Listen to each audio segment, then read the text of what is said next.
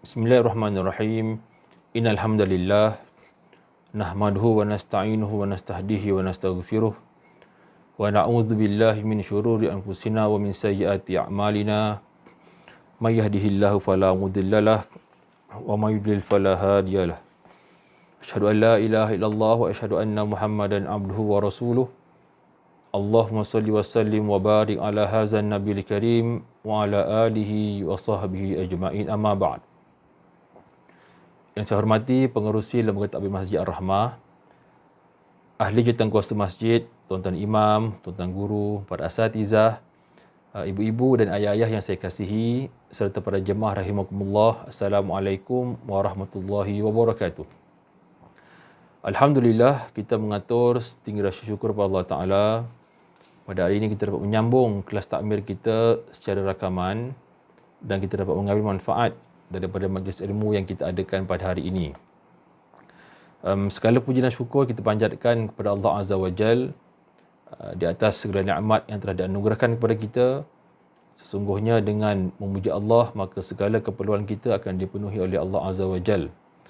Selawat dan taslim dipanjatkan kepada Nabi Muhammad sallallahu alaihi wasallam, Rasul dakwah dan Rasul tarbiyah. Semoga kita semua ini akan termasuk dalam kalangan orang-orang yang akan mendapat syafaat baginda di yaumil qiyamah, insya-Allah. Jadi insya-Allah pada hari ini kita akan sambung perbahasan kita dalam kitab Hidayatus Salikin fi Suluki Maslakil Muttaqin, karangan Syekh Abdul Samad Al-Falimbani. Jadi sedang jemaah sekalian, sedikit rumusan daripada kuliah kita yang lepas adalah, pertama sekali adalah kita telah membincangkan tentang perkara yang perlu kita lakukan setelah bangun daripada tidur, iaitu kita mestilah mengisi hati dan juga lidah kita ini dengan zikrullah. Maka pengarang kitab ini telah memberikan kepada kita beberapa doa yang boleh kita baca, yang mana doa-doa ini merupakan pengakuan kepada yang kita berikan kepada Allah bahawa Allah lah yang menghidupkan dan mematikan sesuatu. Selain itu, kita juga memulakan pagi kita ini dengan fitrah Islam dan kalimah keikhlasan, iaitu penyerahan diri keseluruhannya hanyalah kepada Allah Azza wa Jalla. Dan kita juga memohon kepada Allah dalam zikir yang kita baca ini pada pagi dan petang supaya dikurniakan kepada kita kebaikan dan dijauhi kejahatan pada hari-hari yang kita lalui. Maka dengan membaca zikir pada pagi dan petang, kita berharap maka ia ini akan menjadi pembuka dan juga penutup kepada amal soleh yang kita lakukan, dan kita berharap supaya antara dua masa itu, antara pagi dan juga petang itu, di pertengahannya itu adalah pengampunan Allah terhadap dosa-dosa yang kita lakukan. Rumusan yang kedua adalah antara adab dalam memakai pakaian adalah kita niatkan bahawa kita pakai pakaian tersebut atau kita pakai kain tersebut hanyalah untuk mengikut perintah Allah Azza wa Jal, dan jika diniatkan untuk menunjuk, maka ia adalah riak, dan riak adalah perbuatan yang haram di sisi agama. Maka perkara ini kita kena ambil perhatian. Jadi insya-Allah pada hari ini kita akan berpindah pada fasal yang seterusnya, iaitu pada fasal yang pertama pada menyatakan adab qada hajat. Bagi tuan-tuan dan puan-puan yang ada kitab itu, muka surat 35. 35.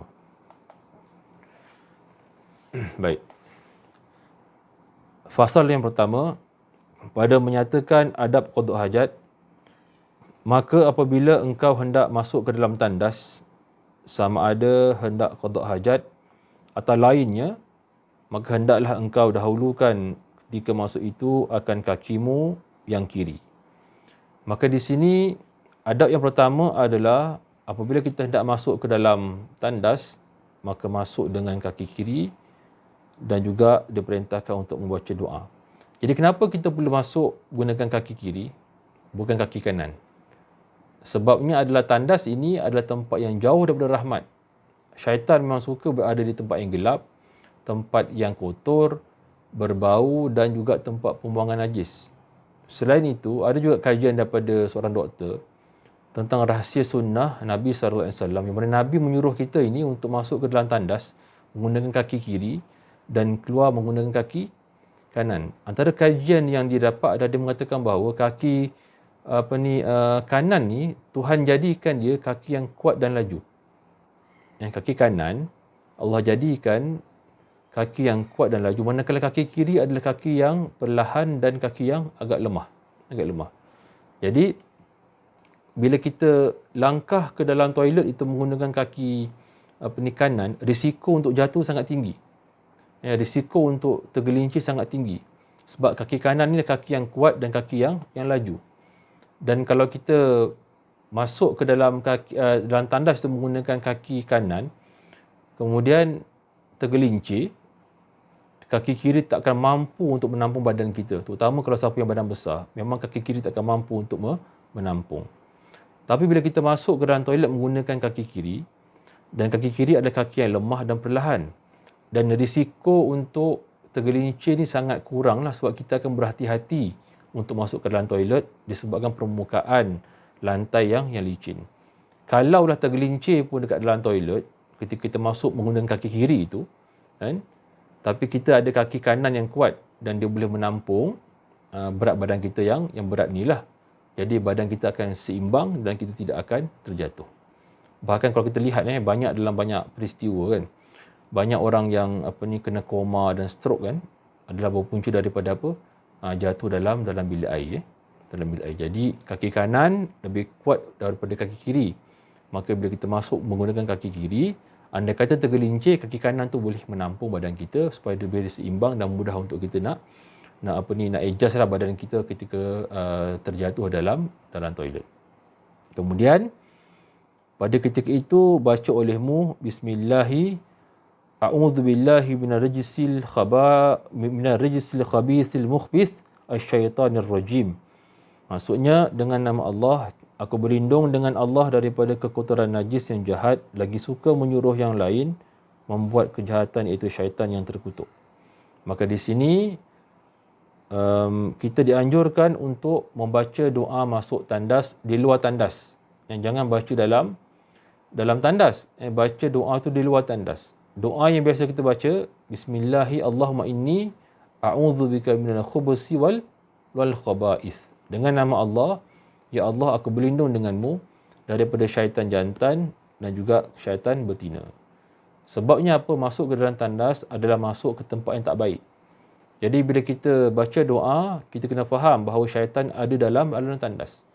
Sebab itulah Nabi mengajar kita doa masuk ke dalam tandas untuk berlindung daripada syaitan jantan dan juga syaitan betina. Dengan bertujuan supaya kita boleh halau keluar kedua-dua makhluk ini. Sebabnya apa? Bila kita baca doa dalam sebelum masuk tandas dan kita masuk dengan menggunakan kaki kiri, maka kita tidak akan lama dalam tandas sebab kita tahu bahawa syaitan berada dalam tandas. Maka ini perkara yang mesti kita faham.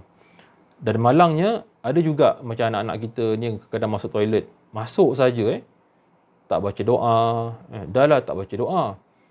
Masuk pula pakai kaki kanan. Jadi VIP pula kat situ.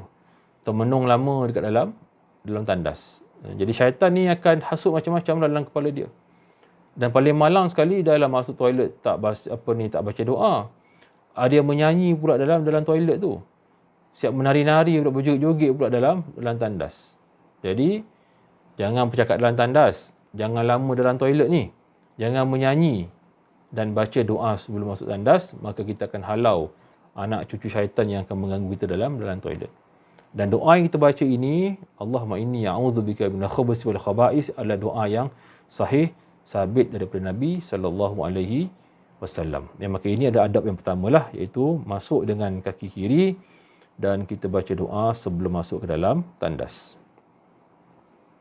Seterusnya, dan pada ketika masuk tandas itu, janganlah berserta sesuatu yang tersurat nama Allah Azza wa Jal dan segala sifat-sifatnya dan Al-Quran dan segala nama malaikat dan segala nama anbiya, kerana yang demikian itu adalah makruh. Maka di sini kita tidak boleh membawa apa-apa saja bentuk ayat Al-Quran, nama-nama Allah, nama malaikat dan juga nama-nama Nabi ke dalam tandas, kerana hukumnya adalah makruh. Jadi kita bawa, contohnya kita bawa cincin yang ada nama Rasulullah. ataupun bendera yang ada kalimah Allah, macam bendera negara Arab Saudi kan, ataupun duit shilling yang ada kalimah Allah, dia masuk dalam tandas walaupun tidak berniat untuk menghina Allah, maka hukumnya adalah makruh. Dan jika ditinggalkan dekat luar, maka dia akan dapat pahala. Dan kalau dia bawa Al-Quran yang berbentuk mushaf itu, Quran asal yang mushaf itu, maka wajiblah atas seorang muslim sebenarnya memuliakan Al-Quran, dan haram bagi dia kerana perbuatan itu adalah perbuatan yang menghina Al-Quran. Jadi para ulama telah berbincang, bawa perkara-perkara yang ada nama Allah, seperti mana tadi kita kata cincin dan sebagainya, bendera, hukumnya adalah makruh. Bawa Al-Quran yang ada dia panggil itu disebut mushaf itu, hukumnya adalah haram. Jadi para ulama berbincang, apakah hukum bagi kita ini untuk bawa kaset Al-Quran ataupun aplikasi Al-Quran yang ada dalam phone kita ini. Boleh ke tidak boleh untuk kita masukkan ke dalam tandas. Jadi para ulama telah mengeluarkan pendapat harus membawa masuk handphone yang ada dalam aplikasi Al-Quran dalamnya. Harus bawa handphone yang ada aplikasi Quran dalam itu, dengan syarat dia mesti offkan aplikasi itulah. Jangan dia buka lah.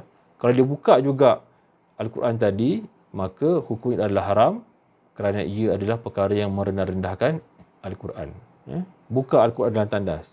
Walaupun tanpa niat menghina Al-Quran, maka hukumnya adalah haram. Jadi bawa barang-barang yang ada tulisan Allah, hukumnya adalah makruh. Manakala kita buka aplikasi Al-Quran, walaupun bukan untuk niat menghina, boleh jatuh kepada kafir kerana kita telah menghina Al-Quran.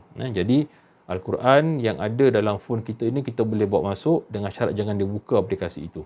Yang disimpan dan kita selesaikan hajat kita dalam toilet dan kita cepat-cepat keluarlah. Ini terutama sekali kalau kita pergi dekat R&R dan sebagainya kan, dekat highway dan sebagainya, maka takkan nak tinggal kat luar. Kalau boleh tinggal dalam mana tu kereta, boleh lah, tapi sekarang macam dah tak boleh dah sebab semua nak masuk kena scan dulu kan. Maka benda-benda macam ni pun kita kena ambil kira lah. Baik. Seterusnya, dan demikian lagi pada ketika masuk tandas itu jangan terbuka kepalamu. Okey, maka di sini adab yang ketiga adalah menutup kepala ketika masuk ke dalam tandas. Jadi berkaitan menutup kepala ini, ianya merupakan sunnah. Sunnah daripada Sayyidina Abu Bakar As-Siddiq radhiyallahu anhu. Jadi hukum menutup kepala ini adalah sunat. Bukan bermaksud kita tutup kepala ni dengan kopiah ke, dengan songkok ke, bukan maksud itu. Maksudnya adalah menutup kepala dengan apa sahaja yang boleh menutup kepala lah. Dengan kain ke, dengan tuala ke, tak semestinya dengan ketayap ataupun dengan kopiah. Jadi apakah hikmah dia? Kenapa kita disuruh untuk menutup kepala ni? Sebabnya apa? Ada orang yang beranggapan tutup kepala masa masuk toilet ni adalah untuk lindungkan kepala kita daripada kena kencingan syaitan. Kan? Salah tu sebenarnya. Bukan sebab takut kena kencingan syaitan. Yang tu tak ada kaitan. Syaitan ni kalau nak kencingkan kita, tak semestinya kat kepala. Kan? Dia boleh terkencing kat tangan, dekat kaki, semuanya boleh. Kan? Tapi tujuannya apa? Kenapa kita perlu tutup kepala juga? Pertama sekali adalah kita dah baca doa sebelum masuk tandas. Kita kena faham konsep ini. Kita dah baca doa sebelum masuk tandas. Kalau syaitan akan kencingkan kepala kita sebab tak tutup kepala, kan, maka tak ada faedah kita baca doa tersebut. Yang kedua adalah tujuan sebenar untuk kita tutup kepala bila masuk dalam tandas ni adalah kerana apa? Istihya'an minallah. Iaitu istihya' kepada Allah. Malu kepada Allah. Walaupun orang tak nampak kita dalam toilet, tapi Allah nampak. Maka masuk ke dalam tandas, menutup kepala untuk jaga rasa malu kepada Allah. Kecuali kalau kita nak mandi dan sebagainya, maka tak perlulah tutup kepala itu, boleh dibuka. Jadi tutup kepala untuk ketika masuk dalam tandas, menutup kepala kita ketika masuk dalam tandas adalah bertujuan untuk menjaga rasa malu kita kepada Allah. Bukan sebab syaitan nak kencing ke apa, itu semua tak ada kaitan. Tak ada kaitan. Baik. Seterusnya, dan lagi seyogianya pakai olehmu cerpu, iaitu capal ataupun alas kaki. Maka di sini ada anjuran iaitu kita disunatkan untuk memakai selipar lah, ataupun alas kaki masuk ke dalam tandas. Jadi tujuan kita memakai selipar ni adalah supaya kaki kita tak terkena najis dan selamat daripada gangguan jin. Nah, lepas ni kita boleh sediakanlah mana-mana toilet yang belum ada tandas, toilet yang belum ada selipar, maka kita boleh siapkan selipar-selipar. Kalau boleh selipar yang berat tu lah, jangan selipar yang ringan tu. Ambil selipar yang berat, maka kita pakai dia terus jatuh. Tak perlu kita pakai selipar yang ringan-ringan, pakai selipar yang berat. Jadi antara hikmah yang kita dapat bila kita pakai selipar dalam tandas, pertama sekali adalah kita boleh mengelakkan kaki kita daripada terkena najis. Kerana apa? Mungkin ada kawasan lantai dalam toilet itu tak bersih dan ada najis. Sebab kita masuk tandas, kita berkongsi tandas dengan orang lain. Tidak ada kepastian tandas itu akan bersih dalam keadaan 100% bersih. Yang kedua adalah ulama kita lah selalu sebut, dia kata apa, kalau kita tidak berhati-hati ataupun sentiasa membiarkan kaki kita terdedah dengan najis, maknanya kalau kita masuk toilet tidak berhati-hati dan kaki kita ini sentiasa terdedah dengan najis, maka ia akan menjadi penyebab kepada terjangkitnya penyakit was-was. Was-was. Was-was ni apa? Perkara yang kita ulang sedangkan kita dah buat perkara tersebut. Itulah was-was. Dan was-was ini adalah penyakit yang tidak baik sebenarnya. Kita boleh was-was dalam dua perkara saja. Dan dua perkara ini adalah perkara yang was-was yang baik kalau kita laksanakan. Pertama sekali adalah was-was dalam masalah harta. Masalah sekarang ni, bila masalah harta, kita tak was-was. Kita rasa semua harta tu milik kita. Duit jatuh, kita rasa ni duit aku ni. Duit yang kita jumpa kat tepi jalan, kita kata ni rezeki terpijak. Ataupun kita kata apa, rezeki tak pernah salah alamat, dia kata. Ini semua bukan. Ini adalah perkara yang mesti kita was-was sebab kita tak pasti siapa punya harta itu. Sedangkan dalam masalah harta ini, kalau kita was-was, ini adalah perkara yang baik. Harta aku ke ni? Ke orang lain punya? Sebab kita risau kalau kita makan harta yang bukan hak milik kita. Mungkin kita telah makan hak milik orang lain. Maka was-was begini adalah, hukumnya adalah haruslah dan bagus. Yang kedua adalah was-was dalam perkara yang halal ataupun haram. Yang ini baguslah. Nampak kedai yang meragukan. Kita rasa macam was-was. Macam kita, kalau siapa yang pernah pergi Indonesia, kedai bukan Islam, pun dia punya pekerja pakai tudung, pakai songkok semua Jadi kita pun tak pasti. Sebab tu kalau kita nak melancong luar negara, terutama ke Indonesia, maka kita kena, kalau nak pergi kedai makan, kita mesti pergi dengan pak supir itulah. Dengan dia punya tourist guide tu, supaya dia je tahu yang mana halal dan mana yang haram atau syubhah yang maka kita kena jauhi. Jadi dua keadaan ini, was-was dalam harta dan yang kedua adalah was-was dalam perkara yang halal dan haram, maka ini adalah was-was yang sangat baik. Tetapi selain daripada dua ini, maka ia adalah was-was yang tidak baik. Jadi pakai selipar, baca doa sebelum masuk tandas, tampaklah dekat luar pintu tu, kalau tak ingat, supaya tak diganggu oleh jin dan kita tak terganggu ataupun terjangkit penyakit was-was. Jadi siapa yang dia panggil tu ada penyakit was-was ni, kena tengok baliklah dalam keadaan toilet dia bagaimana. Dia pakai selipar ke tidak, kaki dia terdedah ke tidak. Sebab itulah toilet ni kena bersihkan selalu supaya tidak ada, boleh minimalkanlah kekotoran yang boleh menyebabkan berlakunya penyakit yang tidak diinginilah. Baik, seterusnya adalah, dan hendaklah engkau dahulukan akan kaki kananmu ketika keluar daripadanya, dan baca olehmu alhamdulillahillazi azhaba anni ma yu'zini wa abqa alayya ma yanfa'uni. Maksudnya adalah segala puji bagi Allah yang menghilangkan daripadaku segala yang tiada baik dan mengekalkan bagiku segala yang bermanfaat.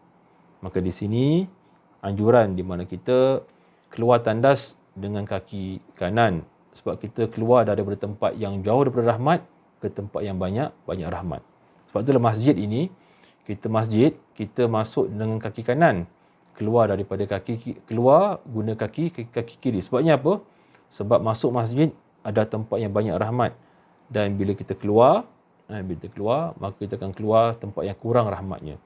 Dan kaki kanan seperti mana kita maklumlah, dari segi pergerakan dia kuat, maka bila keluar daripada tandas, maka ianya akan mempercepatkan pergerakan kita. Dan apabila keluar, maka bacalah doa di luar tandas. Bukan baca dalam tandas. Apa doa dia? Alhamdulillahillazi azhaba anni ma yu'dhini wa abqa alayya ma yanfa'uni. Segala puji bagi Allah yang menghilangkan daripadaku segala yang tidak baik dan mengekalkan kepadaku segala yang bermanfaat. Jadi apa saja doalah yang kita boleh minta kepada Allah bila kita keluar, minta dijauhi daripada keburukan dan sebagainya, boleh kita baca walaupun tak baca dalam bahasa Arab, maka boleh baca dalam bahasa Melayu. Baik. Dan sambungan lagi pada seterusnya, dan sunat sayugianya disediakan batu ataupun air dahulu daripada qada hajat itu, dan jangan istinja dengan air pada tempat qada hajat melainkan pada yang disediakan padanya qada hajat itu. Menyediakan batu dan air sebelum qada hajat dan beristinja dengan air di tempat yang telah disediakan. Jadi sebagai persediaan awal untuk beristinja, maka kita mesti menyediakan batu dan juga air untuk qada hajat. Pastikan batu ataupun tisu kering atau apa sajalah benda-benda yang keras dan kesat disediakan terlebih dahulu, dan juga air yang mencukupilah untuk tujuan beristinja. Kemudian dan sunat istibra', iaitu melawaskan ataupun membersihkan kemudian daripada kemih, itu buang air kecil dengan berdehem-dehem dan dilalukan jari tangan di bawah zakar. Dan kata Syekh Ibnu Hajar rahimahullah ta'ala di dalam Al-Minhajul Qawim, lakin ikhtar jam'un wujubahu, tetapi dipilih oleh kebanyakan ulama wajib istibra' kemudian daripada kencing itu. Wa bi wujubihi qala lahu al-Qadi wal Baghawi wa jara alaihi an-Nawawi fi syarh Muslim liqaulihi sallallahu alaihi wasallam tanazzahu minal baul fa inna amata adzabil qabri minhu. Maksudnya, dan dengan wajib istibra' itu mengatakan akan dia oleh Al-Qadi Husain dan Al-Baghawi rahimallahu ta'ala, dan berlaku atas yang demikian itu Imam Nawawi rahimallahu ta'ala dalam syarah Muslim, dan sabda Nabi SAW, sucikan olehmu daripada kencing, iaitu istibra' kemudian daripada kencing itu. Maka kerana kebanyakan siksa kubur itu daripada orang yang tidak ada istibra' daripada kencingnya. Maka di sini sunat untuk kita beristibra' selepas buang air kecil. Maka istibra' ni apa? Istibra' ni paling mudah kalau kita nak terjemahkan adalah menghentikan aliran air kencing lah, ataupun melawaskan buang air kecil. Jadi sebahagian ulama Syafi'i mengatakan istibra' ni wajib, dan sebahagiannya mengatakannya sunat. Dan dalilnya adalah hadis Nabi itulah, tanazzahu minal baul fa inna amata adzabil qabri minhu. Bersihkanlah kemaluan kamu daripada air kencing kerana kebanyakan azab kubur berpunca daripadanya itu. Walaupun terdapat perbezaan pandangan ulama, ada yang mengatakan bahawa istibra' ni sunat, ada yang kata wajib, tapi semua bersetuju mengatakan bahawa seseorang yang berhadas, jika kuat sangkaannya hadas ni masih lagi belum habis ataupun air kencing yang masih belum keluar lagi, maka tidak sah wuduknya tanpa beristibra'. Maka dia wajib beristibra'. Jadi secara umumnya, bila kita sebut tentang istibra' ini, setiap orang tu berbeza-beza lah cara istibra' ni. Antaranya ada orang yang beristibra' ni dengan cara dia makan ubat. Mana dia penyakit, tak lawas air kencing ni penyakit. Maka dia pergi farmasi, beli ubat, maka ubat tadi boleh melawaskan air kencing, maka dia telah selesai beristibra'. Okay. Kemudian yang kedua adalah, selepas buang air kecil, ada orang yang lari setempat, sehingga kuat sangkaannya bahawa tidak ada lagi sakit baki air kencing yang ada pada kemaluan dia, maka dia telah beristibra'. Lari setempat lah, lari perlahan-lahan dekat dalam toilet tu, maka hingga kuat sangkaan dia bahawa air kencing telah hilang, telah bersih lah, sakit baki tidak ada. Yang ketiga ada juga yang beristibra' dengan cara dia melangkah dalam tandas itu 40 langkah. mundar-mandir dalam tandas tu, bergerak sini kan, sehingga kuat sangkaan dia bahawa tidak ada lagi sakit baki air kencing yang tertinggal. Maka itu juga dipanggil istibrak. Ada orang yang duduk, dia bangun, dia duduk balik, maka istibrak. Selesai. Pun ada juga macam itu. Kan, ada orang, yang ini penat sikit lah. Rumah 2 tingkat, kan, dia buang air dekat toilet bawah. Kan, kemudian dia naik toilet tingkat 2, dia bersihkan kemaluan dia, kan, dan dia sangka bahawa air kencing telah habis kesemuanya. Maka dia bersihkan kemaluan dia dan dia ambil wuduk untuk solat. Ini penat sikit lah. Rumah 2 tingkat macam itulah, naik. Dia ada pergerakan, maka dia merasakan bahawa air kencing telah bersih, maka dia pun telah beristibrak. Kemudian ada juga yang kawal minum air. Dia kawal lah, dia sebut minuman air ni. Siapa yang kerja pejabat, dia akan minimalkan minum air sampai waktu zuhur. Dia solat, kemudian lepas solat dia akan buang air. Kan? Kalau aliran air kencing tu masih lagi ada, tak berhenti lagi, maka biasanya untuk solat asar dia akan solat dekat rumah lah. Maka itu antara dia nak mengawal air kencing itu. Dan ada juga orang yang memang berpenyakit istibrak ini, tidak lawas air kencing ini, maka dia terpaksa lah bila dia buang air, maka dia meletakkan tisu kan, untuk menghalang daripada air kencing itu menitis. Bersihkan kemaluan, tutup dengan kapas atau tutup dengan tisu, berwuduk, dan selepas itu dia masuk berwuduk ketika selepas masuk waktu solat, dan dia wajib berwuduk lah pada setiap kali masuk solat fardu. Maksud dia apa? Bila azan masuk waktu je, katakan 1.20 Zuhur, maka dia pun membersihkan kemaluan dia, letak kapas sebagainya, dia pun berwuduk, kemudian dia bergerak pergi ke masjid. Masjid pula azan 1.25, dan maka dia menunggu jemaah, dan dalam tempoh itu katakanlah menunggu iqamat, menunggu jemaah datang, menunggu imam yang sampai lambat dan sebagainya, menitis air kencing dia, maka tidak batalkan wuduk, dan dia boleh solat berjemaah seperti biasa. Dan cara yang paling biasa sekali orang buat adalah dengan cara berdehem. Okay. Jadi berdehem ni bagaimana? Jadi sebelum berdehem, jadi kalau kita ambil kita punya ni kemaluan itu kan, ada 2 cara lah. Kita genggam kemaluan itu, kemudian okey, daripada pangkal itu bawa ke depan lah. Gitu. Okey. Ataupun dengan cara yang kedua, dia lalukan sajalah. Lalukan saja dia punya jari di bawah itu. Okey. 3 kali memadai. Dan berdehem itu bukan dengan suara dada. Dia mesti berdehem dengan suara, dengan tekanan pada perut. Dengan berdehem perut, akan ada tekanan. Bagi wanita, bila berdehem, dia mesti menekan bahagian di bawah perut, dekat ari-ari itu, maka dia akan keluar.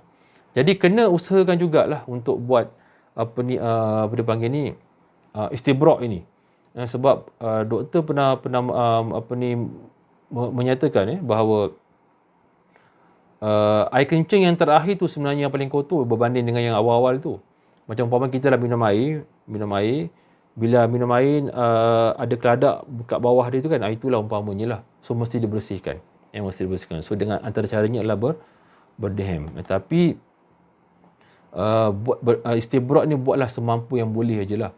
Janganlah kita terlampau berfikir-fikir sangat tentang istibrak ini sampai timbul was-was dan menyusahkan. Yang menyusahkan macam mana? Dia beristibrak kan, tapi dia terpaksa tunggu lama dekat dalam toilet. Dah berjoging dekat dalam toilet 40 langkah, bergerak 40 langkah pun masih lagi rasa was-was. Maka perkara ini adalah perkara yang menyusahkan. Maka dia mestilah tinggalkan. Dan paling penting sekali adalah bila kita beristibrak itu, kita bersihkan dengan air kan, kemudian kita basahkanlah sedikit seluar kita kan, supaya kita tak ada rasa was-was. InsyaAllah akan hilang was-was dalam membuang air kecil itu, air kecil itu. Ini istibrak. Okey, kena dipraktikkanlah, dipraktikkan. Baik.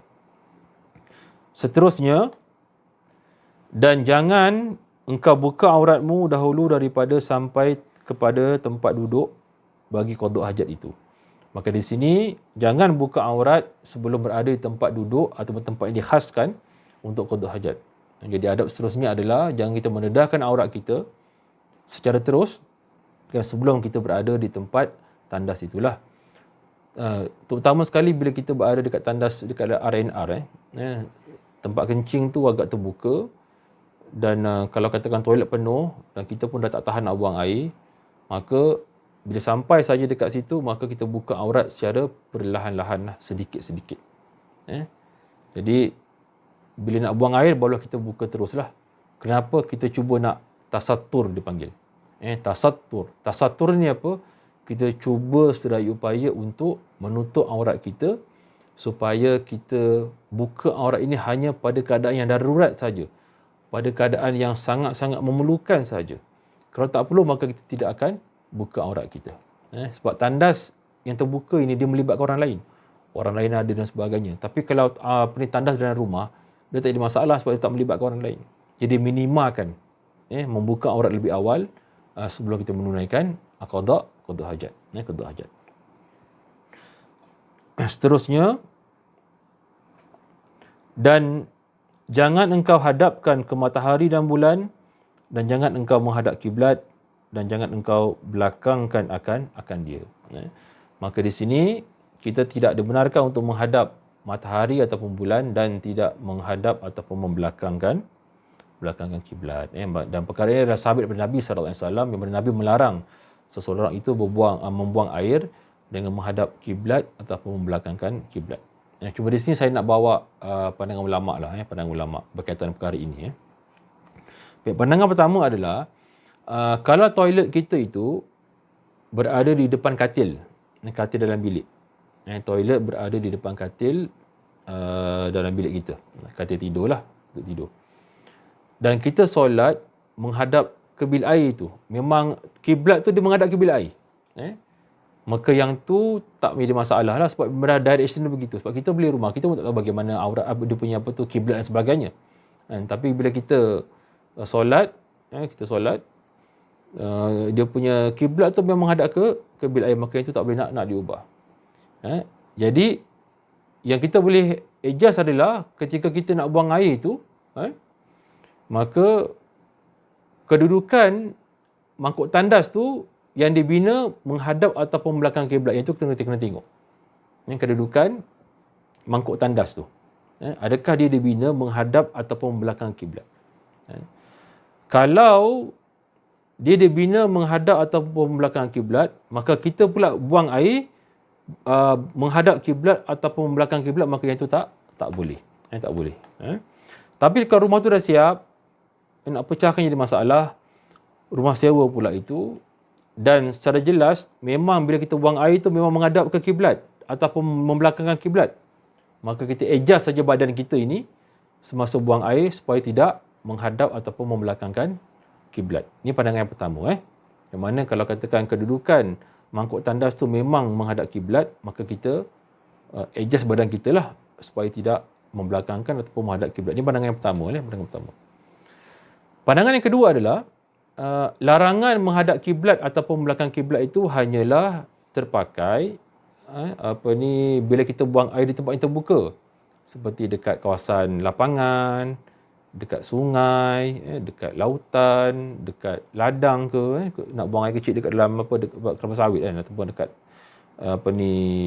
kawasan pokok getah apa saja mana kawasan-kawasan yang terbuka, maka yang itu tak dibenarkanlah. Maknanya tak boleh menghadap kiblat dan tidak boleh membelakang kiblat. Maka kita kena ambil direction yang lain. Tapi kalau tempat itu telah dikhususkan untuk buang air, seperti bangunan, ke dalam rumah kita, maka kita boleh menghadap ataupun membelakangkan kiblat. Kerana apa? Bangunan tadi telah dikhususkan, kerana tempat toilet itu telah dikhususkan dalam bangunan. Okey, saya ulang sekali lagi. Pandangan yang kedua, larangan menghadap kiblat ataupun membelakang kiblat hanya terpakai pada tempat yang terbuka saja. Tapi kalau bangunan tu dibina, toilet itu dibina dalam bangunan. Dah dikhususkanlah toilet kat bilik kita kan, dekat luar ada satu, kat dalam bilik ada satu. Okey. Maka di situ kita dibenarkanlah untuk menghadap ataupun membelakangkan kiblat sebab tempat tandas tadi itu telah berada dalam tempat yang dikhususkan dalam bangunan, dalam bangunan. Jadi ini lebih memudahkan kita lah, memudahkan kita. Jadi berdasarkan kepada larangan Nabi SAW ini, maka Nabi sangat menekankan tentang kedudukan kita lah ketika membuang air, iaitu jangan menghadap kiblat ataupun jangan membelakangkan kiblat. Cari adjust lah keadaan yang mana yang boleh dipanggil tu larilah daripada direction yang kita buat. Kerana Kaabah dijadikan tempat yang mulia dan ianya adalah kiblat bagi orang-orang Islam dan merupakan tempat kita beribadah lah. Dan arah kiblat adalah arah yang sangat mulia. Maka tak sesuai untuk kita bersujud dan beribadah. Tempat kita sujud, tempat kita beribadah dan tempat kita menghadapkan kiblat kita ketika solat itu dijadikan sama arah dengan membuang air. Membuang air. Baik, sedang jemaah sekalian, insya-Allah saya rasa setakat ini dulu untuk perbincangan kita pada fasa yang pertama ini. Dan insya-Allah kita akan sambung perbincangan kita ini pada minggu yang berikutnya. Jadi semoga Allah Taala merahmati dan yang menyempurnakan kebaikannya kepada kita semua. Aqul qouli hadza wa astaghfirullahal azim li wa lakum. Subhanakallahumma wa bihamdika asyhadu an la ilaha illa anta astaghfiruka wa atubu ilaik.